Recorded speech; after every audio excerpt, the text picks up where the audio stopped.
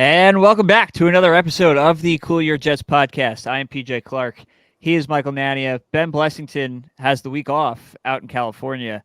Maybe he's going to London. I don't know. The Jets are definitely going to London to face the hottest team in football, the Minnesota Vikings, led by none other than Sam Darnold. Michael, have you had any London experiences? Have you been across the pond? Are you ready for this game on Sunday? I have not been across the pond yet, but I most definitely will not be going across the pond this week after, I can't even fly an hour and a half from Carolina up to Jersey and enjoy a game against Bo Nix. So I'm going to pass on the overseas trip against the NFC Offensive Player of the Month, the man who leads the league in touchdown passes, the prince who was promised the GEQB US, Sam Darnold. Of course, I'm not going to make that trip. Because it's hopeless. Why are we even doing this podcast? The Jets are going to lose to a quarterback of this caliber, right? Yeah, I mean, listen, when you're going up against not only a franchise legend, but the best quarterback in the league, it's going to be a tough battle. And I'm at least like half kidding, but in all honesty, Sam Darnold has been maybe the best quarterback in the league this year. We'll get into that. But as always, especially coming off a pathetic loss like that, no shortage of Jets news this week. None bigger than Davante Adams, who has demanded a trade out of Las Vegas, is done with the Raiders, has more than likely, I would say, played his last game with the Raiders organization. You wake up this morning, Thursday morning, in Rappaport. Where does Davante Adams want to go? Davante Adams wants to be a New York Jet. I mentioned it kind of offhandedly on Monday as somewhat of a joke, being that Davante was unhappy for the last couple of weeks and didn't play. And here we are, less than 72 hours later, and it looks like this could happen at any moment. Your, I guess, initial thoughts over what has transpired since the last time we talked? Got to do it. It's a must trade. I mean, I know we were both bringing it up, discussing it as a potential possibility because it was kind of brewing towards that. But then I did not think it was going to happen like 24 hours later. Oh, yeah. It did not seem like it was going to progress that quickly. I think anyone who was discussing it was more thinking trade deadline or at least closer to that when the Raiders fall off a little bit because they're even coming off a win. At 2-2, it could have been worse for them. But it's progressed quickly. And I think we all figured this was inevitable from the moment that I think the moment you knew Derek Carr was leaving the Raiders and the Jets were going to get Rodgers, those two things together, this always felt like an inevitability, and here we are. So, yeah, and the timing, too, coming off of this game is what makes it particularly interesting because I would be curious to see how Jets fans would react to this news in the hypothetical event that, let's say, the Jets are thriving on offense. Garrett Wilson is exactly who everyone hoped he would be. He's the Davante clone, best receiver in the league this season. Would Jets fans maybe be saying, we don't need him? That's not a good allocation of resources. I'd be curious to see that hypothetical scenario, but that is not the reality. No, it's not where we live today. It's not close to it.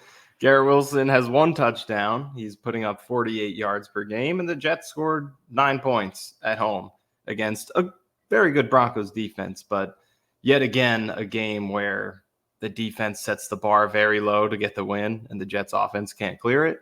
So it comes at a time where you're desperate for offensive help. And I don't think it's an overreaction because the Jets are coming off of this game to say that it's a must to acquire Davante Adams, because even if they're playing well, I think this is an all-in season. They're built for this year. They've invested so much into it. And I think it would be a mishap to not take every opportunity available to you to maximize your chances of winning this year's Super Bowl, because the second round pick is very valuable, third round, whatever it might be, it takes to acquire him. But though the value of that is diminished when considering how important it is that the Jets maximize this window. So to me, I'm not saying you go overboard and trade Sauce Gardner for him and Quinn Williams. Oh, so you would not do the Raiders Twitter idea of sending Garrett Wilson and a second round pick for Davante Adams? That's where you draw the line. I would draw the line on that one, but whatever the realistic price it takes to outbid whoever else might be involved in this, I definitely think the Jets should be willing to do that. Yeah, I mean, it's hard to disagree, right? Like any time that a player of that caliber wants to engineer a trade to your team, like you have to do it. Even if things were Yeah. firing on all cylinders, I feel like it would still be a no-brainer. But especially given how the offense has played out to this point, and I know there were a lot of comments this week. I saw Lazard got a little mad yesterday about getting questioned about why the offense was working, and everybody has given the same stock line of like we're still figuring out, we're still getting it to the right spot, which is I would say it's mildly infuriating 4 weeks into the season that we're having this conversation, especially when it's coming from Alan Lazard, who has been the one guy where I would say it has been firing on all cylinders, and as Yeah. good as you could have expected for Alan Lazard has come true, if not better. But listen, I think the Jets have a couple of very real advantages in this situation. One of them being that Davante Adams wants to seemingly go to either the Saints or the Jets to play with a quarterback he has familiarity with. And to that end, the Saints, the Ravens, some of these other teams that are allegedly involved, Buffalo, primarily to the Jets standpoint, and I'll kind of get into that in a second, but these teams don't have the cap space to make this happen. And because of the Hassan Reddick situation, the Jets can fit this number in easily and don't have to worry about the cap machinations of, adding void years to somebody else or the Raiders taking Right. on salary. You seeing reports. Obviously, nobody really knows what's going on, but New Orleans or Buffalo is willing to send the second round pick if the Raiders eat all the money. Raiders don't have to eat any money if they trade him to the Jets. And if that's where he wants to go, that's obviously a huge advantage. He can say, I only want to sign an extension with the Jets, or I only want to rework my deal with the Jets, because some of these cap hits in a couple of years here are pretty tough, and it's going to have to be reworked no matter where he ends up going. Then that brings me to my next point of I think it is important for the Jets to do this solely just to play defense. So Buffalo doesn't do it, Right. or Yeah. Baltimore doesn't do it, or Kansas City doesn't do it, or Pittsburgh doesn't do it. Because not only do you get Davante Adams and Aaron Rodgers, those teams don't. And if all it's going to cost you is a 3 that you have 2 of, thanks to trading with the Lions on draft day this year, trading this year's 4 for next year's 3, great trade at the time, looks really good now. You have an extra 3. If it costs you a 3 and a 6 or 3 in next year's 5, whatever it's going to be, the extra third round pick is an advantage, and you use that to play defense against the rest of the conference. Right. That's a huge part of it too. And a couple more points I want to add on the value of this. In terms of getting him, I think it's a lot more than just maximizing your star power and, adding to the name recognition this team has. I think just with the way this offense has played out so far, it makes a lot of sense in terms of building a structure within the depth chart in which everyone is being maximized because, and I alluded to this last podcast, but, Davante Adams was as heliocentric of a receiver as there was during those last few years with Aaron Rodgers. And that worked great. They won a lot of games. He won MVPs, but they did not get over the top in the end. But the one time that Aaron Rodgers did get over the top, it was their depth at wide receiver that was so devastating in those 2010 playoffs. I pulled up their receiving stats from that year, and Greg Jennings was the star that year. He had almost 600 more yards than anyone else, but they were 4 deep with guys who were really, really good between him, James Jones, they had a young Jordy Nelson, and a veteran Donald Driver. All 4 of those guys, at least 500 yards and 45 receptions. And then you go into the playoffs, and that was even more devastating throughout that run that they had. So when Aaron Rodgers did get over the top, it was not an offense in which there was one great wide receiver and then just throwing a bunch of passes to the running backs like he was those last few years in Green Bay. It was a 4 deep receiver group. And you add Davante Adams to this team right now, you have the potential to do that with him, Garrett Wilson, Mike Williams, and Alan Lazard, who's having his resurgence. All 4 of those guys, I think, when you have that depth, can be used in roles that make sense for them. We don't have to force feed Garrett Wilson the ball anymore. And, yes, that limits his ceiling compared to what we thought he was going to be. But for the sake of the team, it just makes the whole operation that much more efficient when every guy can solely focus on the routes and the types of throws and plays that work best for their skill set. When you have depth it allows you to do that. So that would be my favorite part of that addition. I don't think it makes Davante number one and Garrett's number two or vice versa or anything like that. It's just everyone can be used in a role that makes sense for them, and it really raises the ceiling of the offense. It makes the team better as a whole, because then you can have, the couple Mike Williams shot plays to the sideline. You can have Garrett in the slot, which could get really interesting pretty quick, and changing up his route tree and the structure of the offense that way. You can, let's be real here. You're running your 5 skill position players. You could have Braylon Allen, Breece Hall, Garrett Wilson, Davante Adams, and Mike Williams out there at the same time. Like, it's hard to compete with. You look across the league. Do teams have the defensive firepower? Much less do the teams have offensive firepower to keep up with that. So when you look at wide receiver needy teams that could get involved in this, it is a lot of AFC teams. It's these same teams that you're competing with, not only to make the playoffs, but that you would be competing with in January to win a potential playoff game. Then you go to obviously the Rodgers standpoint and the built-in chemistry there. I do think it would immediately click. Maybe it would need a week, but you'd see glimpses, you'd see flashes, and it would come together pretty quick. So, as we sit here Thursday afternoon, it's obviously not going to happen this week. It seems like it's going pretty quick, and it seems like he doesn't want to be there. And if the Raiders get the right price, it could happen. Ben actually asked both of us, when do you think this happens? And we both said on Tuesday. Both said Tuesday. Yep. So I'd be surprised if he were still on the Raiders, whether he's a Jet or not. I'd be surprised if he were still a Las Vegas Raider by the end of next week. So I agree. Yeah, and quickly, one more point on what we were just talking about with how he would affect the offense. Garrett Wilson in the slot, I really feel like that would be the best way to use him right now, specifically with Rodgers, because, what is the biggest issue between that connection right now? It's the intermediate timing stuff. So many miscommunications on, out routes, digs, some of those long developing 10 to 15-yard routes where they're just not on the same page with the timing. But I feel like you get him in the slot and throw him, get him some more of those screen touches that are going to Lazard or Conklin, get him slants over the middle, just quick hitting things where he can rely on his pure skill in man-to-man situations versus, the timing stuff. Give some of those routes to Davante Adams, who is, in lockstep with Rodgers on all of that, and let Garrett Wilson's talent shine a little bit more on plays where it doesn't matter quite as much for the timing to be precise. I think that would be a great way to maximize both of those guys. And one more thing in terms of the overall mentality with the coaching staff, Lazard, all these comments with, the Jets needing to take their time to get their groove offensively.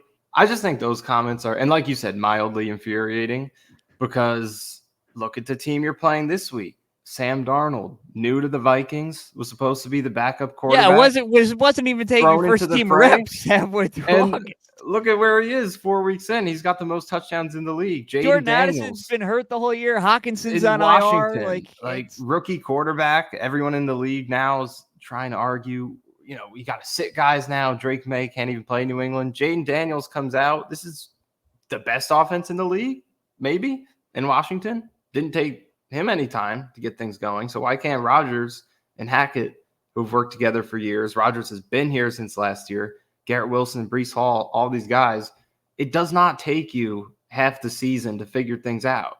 It's football at the end of the day. You've all played it, and you have some unique advantages in terms of experience coming into the season that other teams don't. So I think it's a cop-out to use the excuse of, needing to build chemistry and all that. And it's just further motivation to make this trade because it's just not working right now. And adding more talent is sometimes the only thing you could do if your operation isn't working. So, yeah, that's another reason why you should make this trade. As much as you could say we're going to get it done in time, it doesn't always go like that. It's not working right now, and more talent could help that. No, the influx of talent here for the opportunity cost of what I hope is not a second round pick, but could be a second round pick. Like this team has a as we sit today, a 1.5 year window, and Davante Adams helps with that more than as we've seen, a third round rookie receiver that can't get on the field. So I don't know what next year's third round pick is going to be. You would hope it's maybe more of an immediate impact than Malachi Corley has been, but that's a good example of, what is Malachi Corley doing this year for the Jets to help this window? Early answer is not much. So I do want to ask, where do you draw the line? Like what is too much? Would you give up the 2 if you had to? Certainly you're not giving up a first round pick, but where is the line for you? What deal do you think makes sense? I would give up the second round pick. If it goes beyond that, I think you could start having conversations. But as you said, I mean, I just think the value of the pick changes. Like, you're not always evaluating this in a vacuum. It means something different for a team in the Jets situation than it means for the Patriots or the Panthers or the Titans. The Jets built this team around right now, and those draft picks are mainly going to give you value not in 2025, not even in 2026. You're looking at 27, 28 as the peak value of your draft pick on the typical growth curve of a player when they're peaking in the middle of their career. So it's about right now for the Jets. So I just don't think those picks are as valuable for them. It's all about winning one Super Bowl. That's what matters. And if this is the year you think you have your best shot, which I think the team would agree and we all would agree, then you have to take every chance you can. And if that takes a second round pick, I think it's worth it. I don't think the Rams regret all of the picks that they gave up. But I really think it's a similar situation to that, where whatever you could do to supplement your window, you got to do it. So if it goes above second round pick, there could be a discussion there, but I would do the second personally. I would hope it's not the second. I would want to keep it just from a, asset team building standpoint. I am always kind of keeping in the back of my mind as, if Rodgers retires after this year, like what is the plan? Like, in a second round pick could be used to either trade for another quarterback or used to trade up to get a quarterback. Like, any of that discussion obviously is way down the line. So from an asset management standpoint, I would hope it's you take advantage of having the extra 3 and then tack a 5 on top of that. Maybe see if it'll get done. Obviously, if Davante wants to push it to the Jets, I feel like you're in a position to get a cheaper deal, but that is kind of unknown at this point. He wants to go to the Jets, but it doesn't seem like it's only wanting to go to the Jets situation, which, like, unlike Rodgers, where he came out on Pat McAfee, my intention is to play for the New York Jets. We haven't gotten that far yet, so maybe it's going to have to be the 2. I really want to hold on to the 2. I'd use the extra 3 as the primary piece here and see what happens. But at the end of the day, I agree with you that if it comes down to the 2, it comes down to the 2. You have to make this year's team better. And if this is something that can kickstart the offense as we head into what will be week 6 against Buffalo, a ginormous divisional game, no matter what happens this weekend, I think it's important to have Davante Adams on the field. And you mentioned that extra third round pick. Like, they're not even in the worst pick situation. They have all their own picks this year, plus the third round pick from Detroit, which I think is a genius move in the draft last year. Yes. Anytime you could get a better value pick in the future for moving down in the present, I think that's a big win. So they have that third round pick from the Lions, which of course is probably going to be low in the round, but it's still a third round pick. And the Hassan Reddick trade isn't going to convey until the following year. So they're in a decent enough spot in terms of their own pick collection. So I think that gives you some more leeway to be aggressive with it.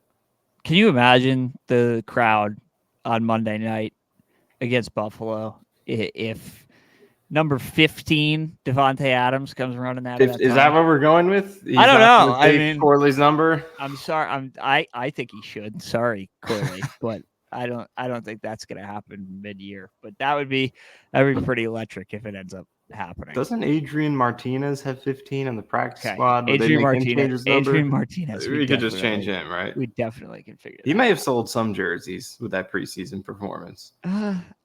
The big Nebraska fan contingent. If you're a Nebraska and a Jet fan, congratulations, I guess.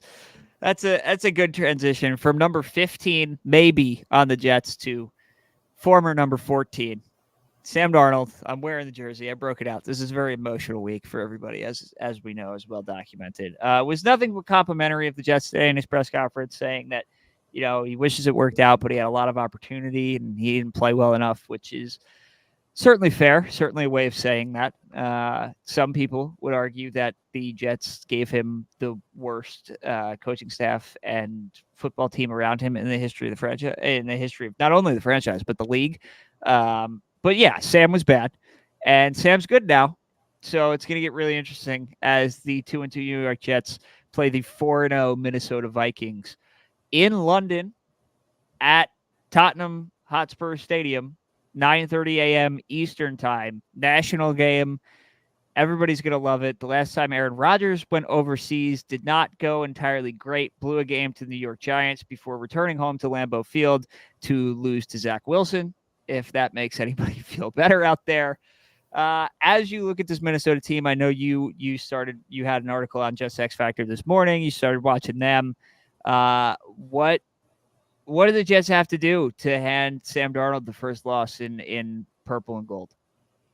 Yeah, I mean, one of the craziest things about trying to analyze this Vikings team that I found while going into it today is how few weaknesses that they've actually shown. They're the best coach. They're the best coach team in the league to me. Pretty by far so far this season, and that's on both sides of the ball. I mean, defensively, they have the number one DVOA against both the pass and the run, and it's not even close.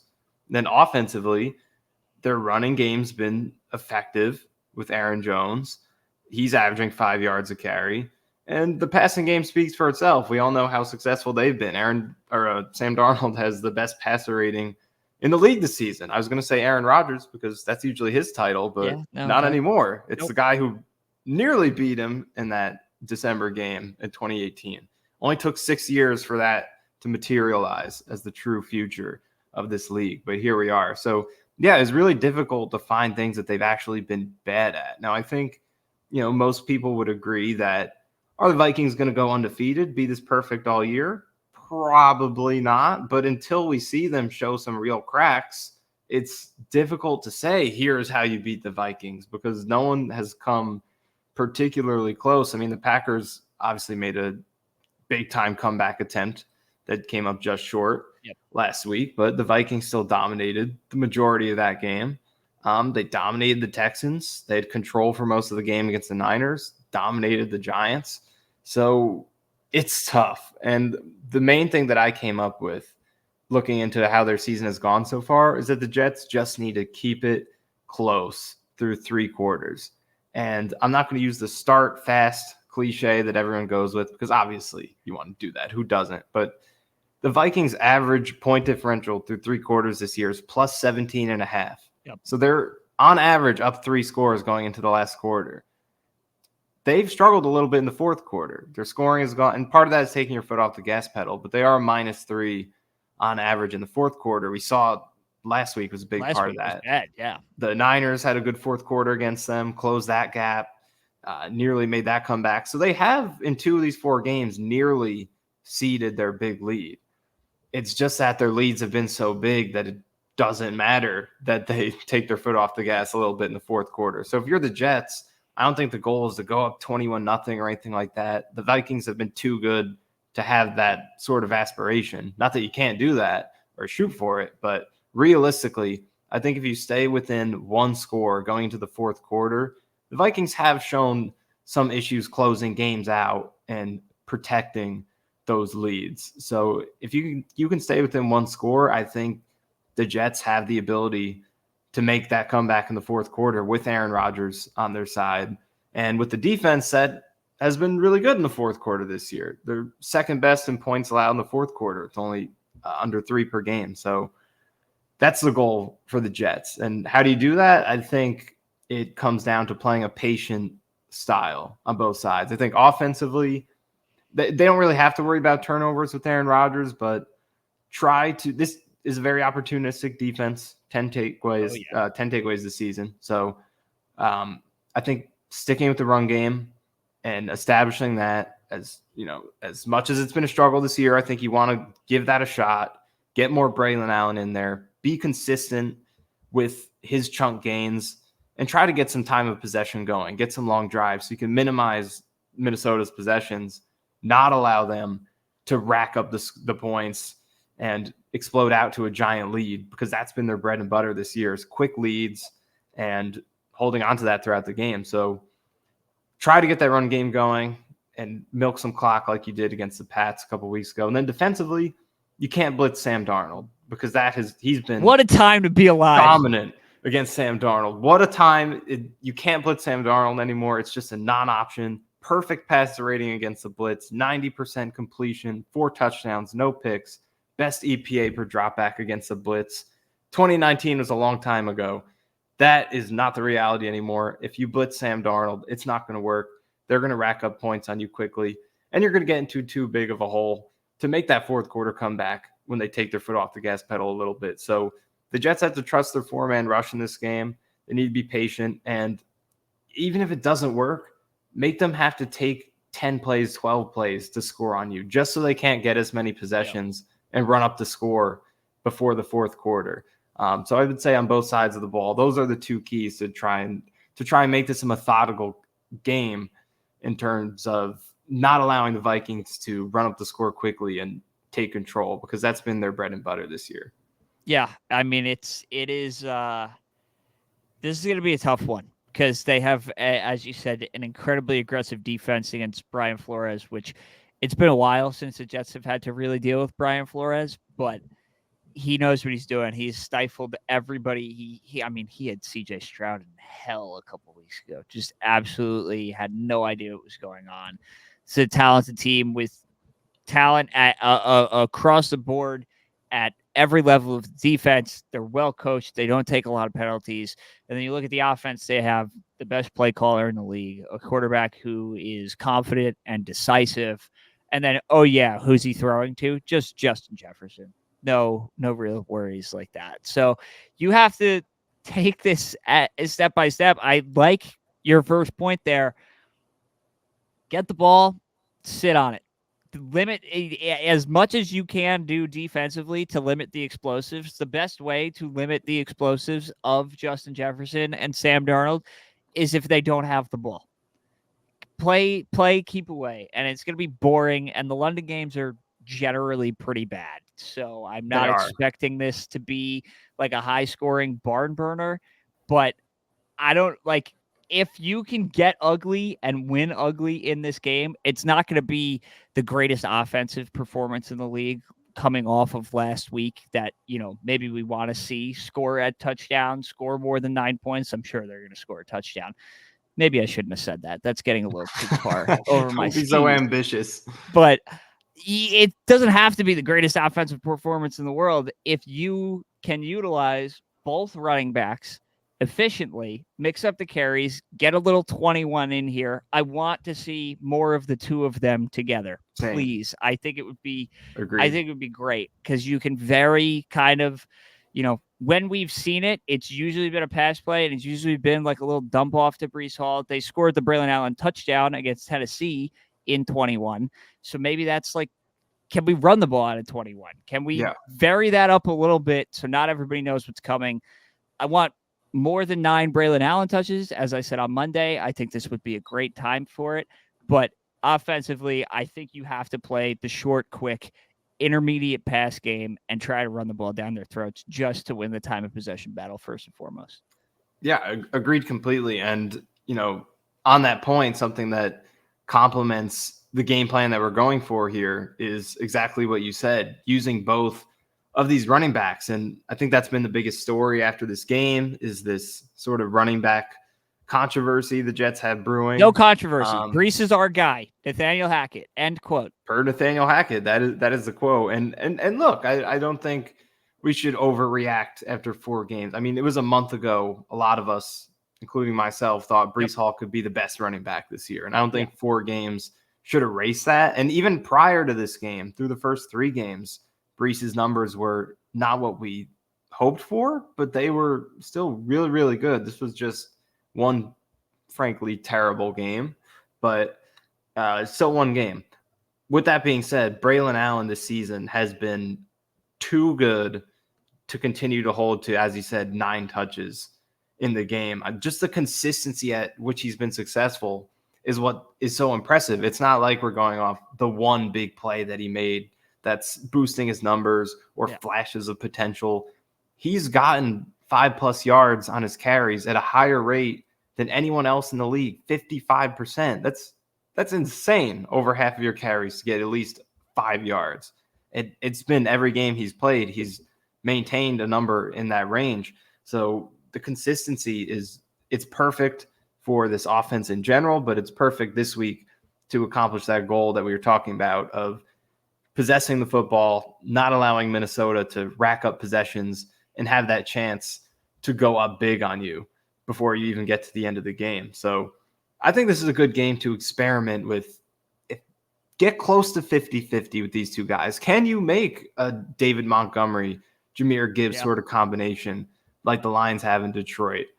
Maybe that's not what you do for the rest of the season once Breece Hall finally gets it going, gets back to being the guy we thought he would be. And who knows, maybe Braylon Allen isn't as good if you pump his touches up a little bit. But for this particular game, with the way both running backs are trending and with what we think should work against this Vikings team, I think this is a good time to go around 50-50 with the touches. They've been close to it. It was 60-40. In terms of combined rushes and targets, 60-40 against the Pats, 63-37 last week between Allen and Hall, in Hall's favor, obviously. So this week, they're not that far from 50-50. Take another step closer to that. And as you said, using them both at the same time, do it. Do more of it. They've done it 11 times the last 3 games, so almost 4 times a game. They've been efficient when doing it. You had the screen touchdown. And they've handed the ball to Allen a few times in those plays. They put Breece Hall in motion, and they've used the movement off of that to get they've had a 9-yard carry with Allen, 6 yards, 5 yards. It's been pretty consistent when they've done it. Then there was the Hall wheel route last week that was incomplete. Rodgers sort of underthrew it. Breece Hall didn't get the best separation. But that was a play with both those guys in the field. They faked it to Allen, threw the wheel route to Hall, and they had a touchdown opportunity off of that. That's something that can be replicated. It's a good chance, even though it wasn't converted. So it's a very high upside package. Do more of it this week. The Vikings have struggled a little bit against 21 personnel. Not a huge sample of plays, but in both pass and run, it hasn't been the greatest for them. They've given up over 5 yards a carry and 11 of 14 passing against 21 personnel this season. So tap into that. Use more of both of these guys at the same time. It's a great way to get Allen more involved without completely removing Hall from the game plan. So that's what I would do in this game to accomplish that goal of possessing the football. Use these guys at the same time, and overall get some more Braylon Allen touches, as close to 50-50 as you can get it, because that two-headed monster could be dangerous if you have both these guys fresh, rotating, touching the football. Yeah, I think it's just a disservice to the offense and like potential success to not. It doesn't have to be even. It doesn't have to be 50-50. Like if Breece is rolling, great. Right. Breece was clearly not rolling against Denver for whatever reason, and that was an in-game adjustment. We don't need to hammer that over the head. Am I still mad about it? Absolutely, but whatever. It's just the tape is there. The results are there. Like when Braylon Allen gets the ball, good things tend to happen. He gets back to the line of scrimmage. He's carrying guys down the field. When he gets outside and gets a full head of steam is baby Derrick Henry. Like he is hard to tackle. He's hard to bring down if he gets to that second level. Good things are happening when he's getting the ball. And the Jets are doing a disservice to potential offensive success by limiting that to 9 or even 11 touches. You know, it's all about game script and how the game is going to go. But right. Yeah. It's just you are finding not only success, but efficiency when he has the ball, whether it's receiving or rushing. So I just think it's foolish to not have that be a focal point. Like you have, I know I said this on Monday, but you've stumbled into this And whether it's sustainable and whether it's real is a different conversation. But you've stumbled into, at least in the early goings of this season, a playable, startable, competent rookie running back that you didn't necessarily thought you had. You thought he was a pure change of pace guy, a big body, you know, could get carries if Brees went down kind of thing. You have stumbled into like a legit NFL player who, in my opinion, has been your best offensive weapon through 4 games.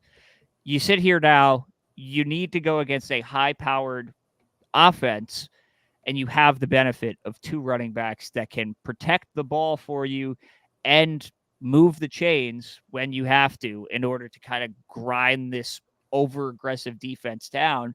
If you run the ball, they start maybe loading the box a little bit more. Obviously, Flores is going to send ridiculous blitz packages left and right.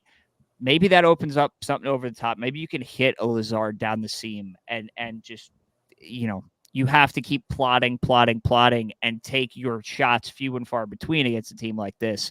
But I think it's a disservice to everybody if Braylon Allen does not, hit. Obviously, it depends on how many plays you're running, but like, can we get him up to 15 touches? I think that'd be great. Yeah, and I think what you said there that really sums this up is that it's something the Jets stumbled into. This is not how anyone planned for it to go.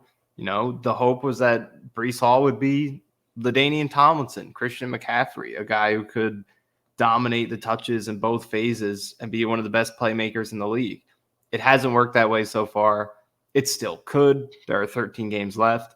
But with the way things have played out, you found this diamond in the rough that you didn't know you had, like you said. And, now that you have it and the solution in front of him hasn't been working too great so far, it's a perfect opportunity to mix it up a little bit more and see if you can't get a perfect combination going by, help Brees Hall out by it's not a bad thing. Exactly. Yeah. It's not a bad thing for anybody that you have found a gem that you didn't know you had. Like, this should be good for Brees. This should take more pressure off of Garrett Wilson. Right. This should be good for everybody. But for some reason, the Jets, the offensive coaching staff, the game plan, whatever reason, has not gotten to that step yet where this is a focal point of the game. And maybe it is this week, and I hope I'm wrong, but I have my doubts, obviously, with the way this coaching staff has gone. I mean, hopefully it is, because they were trending towards using him more. I mean, so week 1, you barely got any Allen. Yep. He had one rush and 1 target to 22 combined rushes targets for Hall. But then week 2, obviously very involved. He had 11 total plays, 2 touchdowns. And week 3 got a little bit closer. He had 14 total plays, 11 rushes, 3 targets to 21 for Hall. So the split got closer each week. But they dialed it back a little bit last week, which is odd considering within the game flow, we were seeing how one player's plays were working a lot better than the others. But the split did not continue to trend that way, even though they had an opportunity in game to make an adjustment and, give Braylon Allen a few more opportunities. And another part of that goal line sequence that goes underrated is not only did they not hand it to him on either of the first 2 plays, but Braylon Allen did come in for the 3rd down. Yes. And they did a play fake with Solomon Thomas at fullback running a route into the flat while Allen was blocking. I admire the creativity, I suppose, but Solomon Thomas is not an NFL fullback. He would not have caught that pass. Are you sure? Maybe if he was wide open, he would have caught it, but he didn't separate. And if he had to catch a contested pass, I wouldn't trust him to do that. So I don't know. It just seems like a little overthinking when the Jets have a player who's a bona fide, not overthinking piece. He's not a guy who you have to think too much to make things happen. That is what makes him so impressive so far. But Jets haven't leaned into it as much as we would hope. But hopefully this is the week that it changes, because it is a really good opportunity for it. For the rest of the offense, and we do have, an Aaron Rodgers injury, quote unquote, to worry about or consider here. He did bang his knee late in the 4th quarter there. Obviously walked off gingerly. Is on the practice report this week. Hopefully it doesn't swell when you're flying, 7 hours across an ocean. We'll see how that goes. But uh, this is a team, Brian Flores, that is going to blitz a lot, that is going to send a lot of different looks. Obviously, it's nothing that Aaron Rodgers has not seen before because he's seen everything. But it might be something that this offensive line struggles with, as we saw last week against Denver. Vance Joseph got pretty creative, sending some corner blitzes, sending some linebackers, just overwhelming the Jets offensive line from every possible angle, and had Jets offensive line had no answers. Brees Hall had no answers, and Aaron got roughed up to the point where he's at least somewhat hurt heading into this game against the Pokemon evolution version of what you just faced in Denver is now whatever Brian Flores is coming up with this week. How do you feel about the offensive line heading across the pond?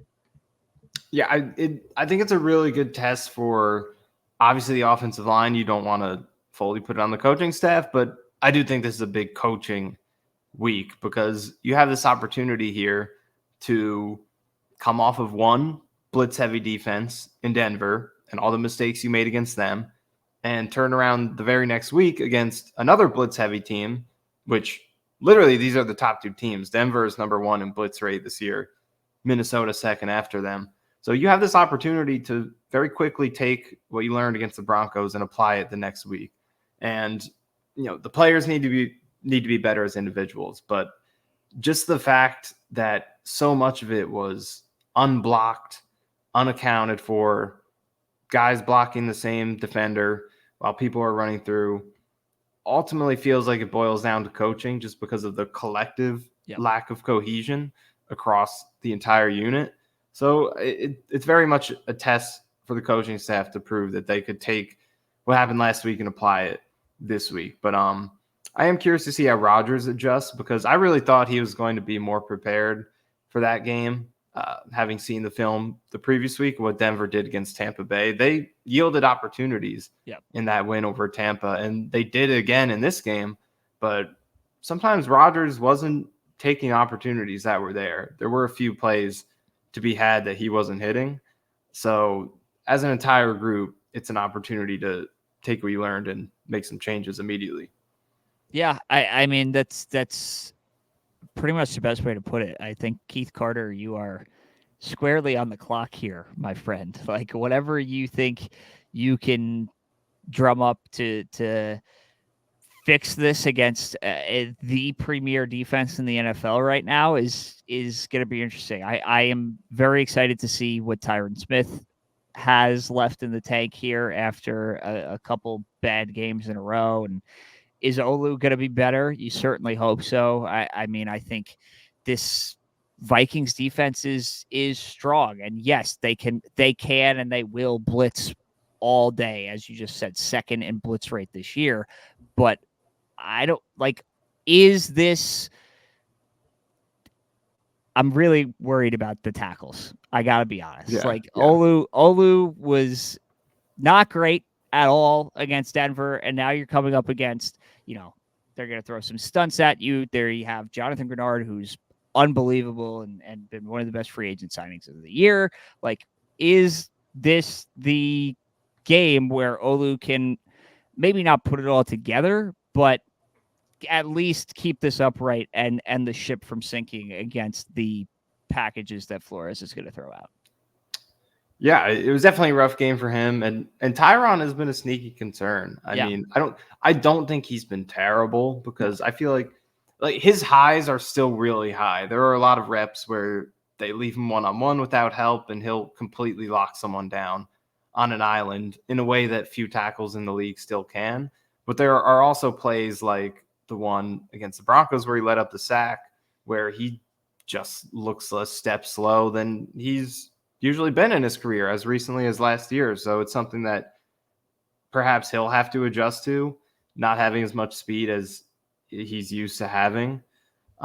So yeah, it's something that they're going to have to learn to work with over these next couple of weeks as they wait for Moses to come back. But yeah, this Vikings pass rush is deep. Grenard, like you said, has been great. Pat Jones has 5 sacks this year. Yeah. Jihad Ward, Aaron Rodgers' best friend, he's second on the team and pressures this year. So Andrew Van Ginkel is a guy who's made some plays against the Jets when he was with Miami. So they've got depth. It really is. It's It's familiar heavy. faces across the Yeah. board because we haven't even brought up Blake Cashman yet. Yeah, I who was is, just like gonna say Blake unironically one of the Cashman. best linebackers in the league now somehow. He is. Yeah, coverage dynamo, Blake Cashman. He's putting it all together over there. So in a lot of ways, a lot of reunions. It's not just about Darnold in this one. Kevin O'Connell's a former Jet. So People forget that. there's a lot. I think the Jets forget that. I mean, Probably. it's going to be interesting. As you mentioned, Cashman has been unbelievable this year, and I don't know if this is your Tyler Conklin revenge game. If you're looking at it from the Jets side, I don't. Tyler Conklin versus That Blake too, yeah. Cashman is going to be really is a revenge on revenge aspect there. That's going to be really interesting. All right, so let's flip over and talk about the real revenge game, even though it's not a revenge game because they've already played and whatever. Who cares? Sam Darnold was the best offensive player in football for the first month of the season, and is now playing the New York Jets defense that, yes, looked good against Denver. I wouldn't say that was a hallmark because Bo Nix was atrocious, but this is not the same Sam Darnold that we knew, certainly. This is not the same Sam Darnold that you faced when he was in Carolina in 2021. This is a different guy who is confident and is ripping it and is not afraid to take shots downfield. What's your one big key to start here defensively against this well-coached, high-powered Dynamo Vikings offense? Yeah, I mean, to go back what I said earlier when I touched on it, when we were talking about, how do you keep the score close going into the fourth quarter? I think against this Vikings offense, the Jets are going to have to make an adjustment off of an adjustment off of an adjustment. That being the increased blitzing that they've done the past couple games. Since Jermaine Johnson went out against the Titans, the Jets adjusted admirably. They blitzed more the last two games. This is usually a team that never blitzes. They had the lowest blitz rate in the league the last 2 years, but Johnson goes out, your pass rush is thin, and they increased it the next two games to try to account for the lack of one-on-one talent that they had. Yeah. And it worked against New England. Great. Last week didn't create a ton of pressure. Obviously no sacks either, but the end result of the pass defense was good. But in this particular game, I brought up the numbers earlier, but Sam Darnold has been flawless against the blitz this year. I'll put the numbers out there again. 18 of 20, 335 yards, 4 touchdowns, no picks. That's a perfect passer rating. It's 0.98 EPA per dropback, which anyone who knows about EPA, that is outrageous. So that's been the basis of his success this year. Even though that's not a lot of plays there, 20 passes, his non-blitz plays this year, not that great. He's more middle of the pack. 21st in EPA per dropback, 26th in completion percentage, 21st in yards per attempt when not blitzed. So the Jets, I think, should go back to their usual ways of very rarely blitzing. It's what this defense is supposed to do. That's their usual philosophy. But they adjusted the last couple weeks due to the injuries. But this week, you have to rely on that four-man rush. And it's risky. It's scary with the personnel that they have right now. But in this particular matchup, you have to do it. If you're going to bring extra guys and leave Justin Jefferson man-to-man against Sam Darnold, the blitz killer, you're going to pay for it. Ask the Niners when they blitzed him in his own end zone, and it resulted in a 90, however many yards it was, 90-plus yard touchdown. Yep. Ask them how it went. So it's not an option for the Jets in this game. They're going to have to rely on their four-man rush and see if they can get it done. And Will McDonald's been great this year. I think you can count on him. But is Quinn Williams going to step it up? I think you're confident that there's an upward trend coming for him. You are reading my mind. Quiet start. But outside of him, it's all question marks, all mysteries. Outside of Javon Kinlaw, who I think has been pretty good. But in this game, you just got to take your chances with it and see how it goes. But it'll be a great test to see where this pass rush is truly at without the blitz. my like number one matchup for this game is Quinn Williams versus this interior offensive line for the Vikings. Ed Ingram is one of the worst guards in the league. Quinnen, you just have to be able to take advantage this week. That's where like Christian Darrisaw is unbelievable. Brian O'Neill, like they have great tackles, bookends. Ed Ingram is like a huge, ginormous weak link to this offensive line that is otherwise very, very good. So if Quinnen and to a lesser extent Kinlaw, but I would like to see the guy that's getting paid $25 million a year step up and make a play. That is the weak spot. And if you get pressure right in Sam's face, not coming along the edge, right up the middle, he's been great against the blitz this year. Sure. What if it's just, four-man rush pressure? You just get somebody quick off the ball, Quinnen, get right in his face. Sam last week, PFF had him with 3 turnover-worthy plays. Yeah. Threw 1 interception. Has been good, right? This is not the same guy, but he'll still give you chances if you're in the right spot. So this is, corners have to be great. DJ Reed played his best game of the year against Denver. Sauce, I had a lot of problems with the tackling, but the coverage was all there and good. Can you get Sam to give you 1 or give you even 2? But in order to do that, I think you're going to need some pressure up the middle, and that falls on Quinnen Williams for me. Yeah, absolutely, because just blitzing, they've had the answers, and it's not what you expected out of Sam Darnold, the guy who had the most infamous struggles against the blitz on national television, perhaps. We're in October. History. It's spooky season now. October is back. Say it's week 5. That was week 5, right? Or week 6? It was it was around early. This point. Yep. It was around here. So hey, who knows? But realistically, Sam Darnold is an absolute legend against the blitz now. You got to do it with 4. And speaking of interior pressure, I mean, you think back to his days with the Jets, obviously a different guy now, but interior pressure was, I think, a bigger issue than tackle pressure for the Jets in those years. You think of the revolving door they had at center, their revolving doors at guard. That's when a lot of the issues came for Darnold, because I feel like tackle pressure, he has the mobility to account for that and get outside the pocket and make plays. It's something he was, we all know he was great at that with the Jets, and he still can do that. But it's the interior pressure when you really don't give him a chance to step into the throw. You make him have to throw while taking pressure into his chest, into his feet. That's when we've seen him airmail some throws, take some risks that he probably shouldn't. Which, as you said, he still has done that a few times this season. He does have 3 picks in 4 games, not terrible, but it's not ideal. He's thrown a pick in 3 or 4 games. Like you said, last week there were 2 turnover-worthy throws he had that were not capitalized on. So that's another key.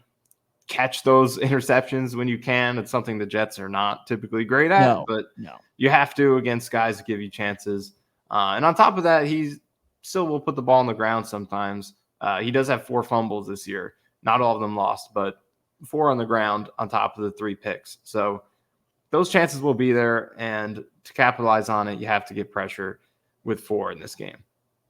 Yeah, I mean, at the end of the day, this defense should still, some guys at least, Quinnen for sure, should still know that if you're laying at Sam Darnold's feet, it historically has been a bad thing for Sam Darnold. Right. As you just said there. So I think, how can you, I am not saying that the Jets are going to give him Stockholm syndrome and make him revert back into 2018 Sam Darnold. I don't think that's possible at this point, but I do think it is possible to just take advantage of the opportunities that he's going to give you. He has been lights out this year, and he's been playing some of the best football of anybody in the league, the best football of his career, all of this by far. But at the end of the day, he is still the same guy in some ways, in that he's not just checking it down and being safe and game managing. He's making big time throws, but the caveat to that is he's also providing you with turnover worthy plays. So you have to capitalize on that when those opportunities present themselves. Somebody that is not really doing anything wrong for the Minnesota Vikings is Aaron Jones, who has turned back the clock and has been incredible this year. And after the bowling ball performance of Javonte Williams in the second half on Sunday, I do have to say I'm a little worried about Aaron Jones and what he's going to be able to do to this defense. That does tend to happen with the Jets. Sometimes we'll be too fixated on the quarterback going into the game, and then it turns out to be a run game that you can't stop. That is the biggest story coming out of it. And against a guy like Aaron Jones, powerful, consistent runner, it could easily be an issue in this game. And I think if you have to pick your poison as the Jets, you would take that over the alternative because of what we talked about. You don't want to let them rack up points on you quickly. And it's something that they've shown they could do with their passing game this year. So the passing game is the top priority, but the Vikings are able to complement that with the run game, therefore forcing the Jets to either, just live with that, or if they do adjust to their lack of success against the run, put more guys in the box.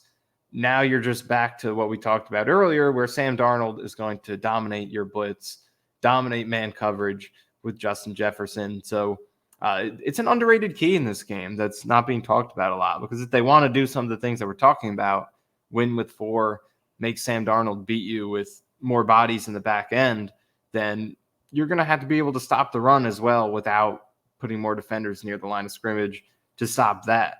So huge key as well in this game. Yeah, I mean, this is a team that is from the Shanahan McVay tree with O'Connell. It's going to be a lot of zone, and I think Kevin O'Connell is going to have probably like a little sniper dot right on Will McDonald in the run game and start running zone to that side and see if you can get Darisaw or Brian O'Neill to get wide and completely push Will McDonald out of the way. So I think that's a key to watch is, do the Jets. I don't know how you could, just given the talent in the edge room right now, but is this more of a rotation with Will McDonald? Do you see the snaps get cut because they're going to run a lot of zone, presumably to his side? Do you see more Jalen Holmes, or do you see Bruce Hector elevated again from the practice squad as a big end? Like, what do you do to combat the run game again, as I said earlier, the London games are usually terrible. So maybe the explosives are not there. Maybe they didn't travel, or maybe Sauce just does his job and locks up Justin Jefferson. That'd be cool too. Like, if this turns into a ground and pound thing, I think the Jets are susceptible to getting hit with this outside zone. Yeah, and it's a really tough thing to approach as the Jets, because you think about what you just mentioned with the Vikings targeting Will McDonald in the run game. I think it's something they are going to have a really good opportunity to do, because you look at it from the Jets' perspective and some of the things we talked about, they're probably not going to blitz the Vikings a lot. And the Vikings know that, because teams have already started to avoid it. I mean, I brought up the stats earlier. Darnold has only thrown 20 passes against the blitz this year, so that's just 5 a game. It's not like he's getting thrown a lot of blitzes. Teams have already learned their lesson. So the Vikings are ready for teams to widen out their defense, try to win with 4, with their edge rushers coming, guns a-blazing up the edge. So knowing that, it makes you susceptible to the run, especially when, Will McDonald, as good as he's been as a pass rusher this season, is one of the lowest graded run defenders in the league. He's still very susceptible in that phase. So it's going to be tough, because the Jets trying to do what they should do, win with 4 in the passing game, will leave them susceptible against the run. So, what it's going to come down to this week is Quincy Williams hero ball again, which 3 games in a row now. Worked last time. He's been the best player. He's been the best player on the team this year. I think you could say that pretty confidently. Yeah. They won the Titans game because of him. I think you could say that. They would have won the Broncos game without him if they finished it in the end. He's just been cleaning up so much in front. So if the Jets do struggle to plug gaps in this game, get first level stops, which seems likely that they will, barring someone just stepping up and having a massive game on the D line, it's going to come down to Quincy. And are you saying that Michael Clemens is not going to all of a sudden turn it on here? Different country, different side of the ocean. Maybe he unlocks something. I don't know. I'm here for it. How intimidating can British Michael Clemens be, huh? British Michael Clemens.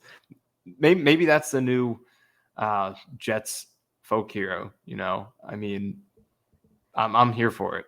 I feel like we're gonna have to have one coming out of this trip. I don't know. I mean, it's gonna be interesting. Obviously, the last time the Jets went overseas, I think saying it did not go well would be an understatement. I mean, that game was awful against Atlanta in 2021. So I definitely think Aaron Rodgers has some overseas demons to exercise. The Jets have some overseas demons to exercise. Um, but you're going against Sam Darnold, who we can make jokes and whatever all about, but just objectively speaking, has been really one of the top 2 or 3 quarterbacks in the league this year. And it's going to be a lot to handle, especially throwing at Justin Jefferson. As we wrap here, Michael, you don't have to do a British accent, but your prediction, we're sitting here at, 12:45 Eastern time on Sunday. Jets Vikings final score. Your thoughts? This is a really interesting one to approach because I feel like if I predict the Jets to win, then there will never be a game in which I don't, because undefeated Vikings overseas after what we saw last week, how could you predict the Jets to win? But I feel like the Jets are going to come out, and at the very least, I feel comfortable saying they're going to give a strong effort. This is going to be a close game in which even if they lose, you come out feeling like they performed a lot more strongly than they did against Denver. Because I feel like the Jets are just going to be a frisky, unpredictable team that could give you anything on any given week. And the question over the course of the season is going to be, can they get to the point where they put together a winning streak, where they can be consistent on offense and be a team where you know what you're going to get? That's the question. But I feel like they're too talented to not quickly erase performances like the one they had last week and just go out and be capable of winning any game. So with all that being said, I feel like they're going to compete very well in this game, regardless of what we saw last week. I know it's probably hard for a lot of fans to picture that at this moment in time, but I truly believe it. But at the same time, it would be difficult for me to predict a win here and then come on in the future. When would I predict a loss if I'm to predict them to win this one? So with all that being said, I'm going to ride the Darnold train here, and I'm going to say Vikings 28, Jets 27. Very narrow loss. Oh, wow. You almost exactly stole mine. Really? I'm going Vikings 20. Vikings 21, Jets 20. I think this is same margin. I think this is going to be a somewhat of an ugly game. Just I don't think anybody is going to be firing on all cylinders. I think it is going to be a remarkable improvement from where the Jets were last week. I just feel like unfortunately, I feel like there's a lot working against them this week. This is not the time to go play a great team overseas and have to deal with all of this. And even with a 1-point loss, as we're both predicting, I'm sure that Davante Adams chatter will only get louder, and the hope would be that is done, and then you come out and everybody's fired up to beat Buffalo and not make it a 3-game skid. But I agree with you that I do think this is going to be a close game. I think the line is 2.5 right now. I do think the Jets are going to cover. I think this is going to be a fight to the finish. I could totally see this being like, walk-off field goal territory here, and that's what does it. But back-to-back 1-point losses would be devastating. It would be devastating. It would be devastating, and I think I think the national media and the doomer section of the fan base will have some really hard conversations after another close loss here that the Jets look better in. But I think we'll be on Sunday, Monday, whenever we do a post game show. I think we'll be feeling a lot better, even with a loss this week. I think the sky is not going to be falling. I think Davante Adams will be a Jet for that Buffalo game, whether he plays or not.